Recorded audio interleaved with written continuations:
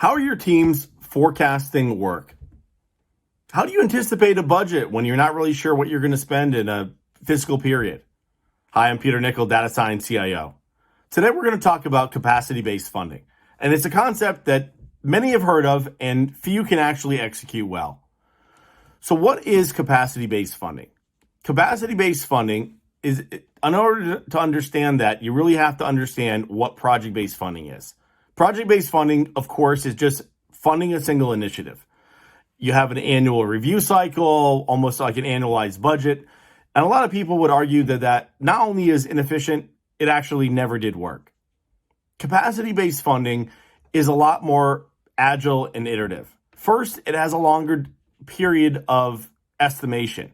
So you're funding a product team, some type of group that's focused on a strategy or a multi-year initiative for a longer period of time, typically 12, 14, or 18 months. Second, you're not measuring the costs. You're actually not calculating what those individual costs are. And as a result, that frees up the team to focus on the actual product work. And third, the teams are not autonomous. They're working inside their own little sphere. They're not asking for permission. They're not escalating questions. They're making decisions, analyzing and interpreting information, and moving forward. They're operating on their own principles and norms. So what does that really mean? How do we start to influence outcomes based on a capacity-based funding model? There's a couple different ways. First is how much. What is the total work? What is the total hours of work that we have as capacity over a given period of time? Maybe that's 6 months or a year. Second is how often. What's the frequency, and what more specifically is the priority of the work that we're getting done?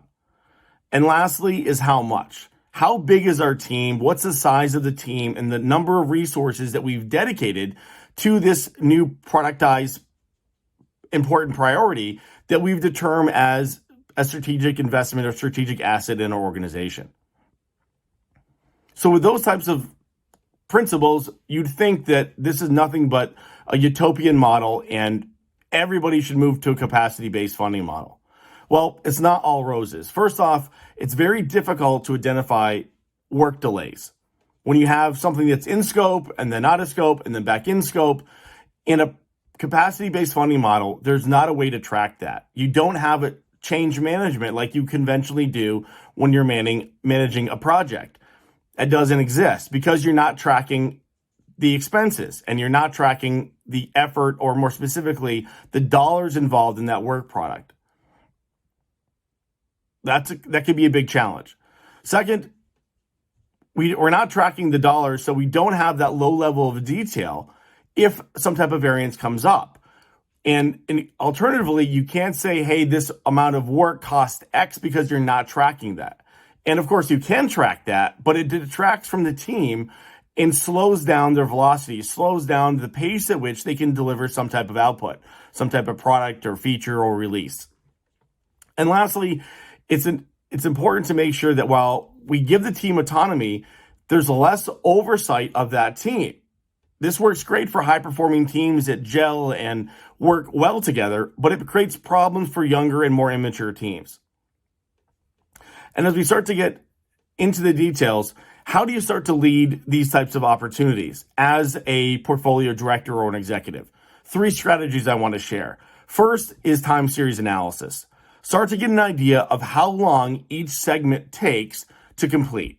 And as a result, that will lead to how efficient your overall process is. Second is pipeline analysis. Start to think about how each piece of the pipeline is getting executed, and do a kind of a start when you start that initiative or that product cycle, and do a midpoint checkpoint of how fast and how far you got along through that period of time. And lastly is look out for value leakage. Quite often we're managing the throughput and a lot of the interim milestones and delivery dates or so forth, but we forget what the output is. And it's great if you're really efficient throughout the process, but ultimately, did things get delivered? Did you build your minimum viable product, or did you deliver that functionality or execute on that value stream as expected? That's what you really need to measure. So hopefully I provided some insights and some clues into how to manage a capacity-based funding model. Hi, I'm Peter Nichol, Data Science CIO. Have a great week.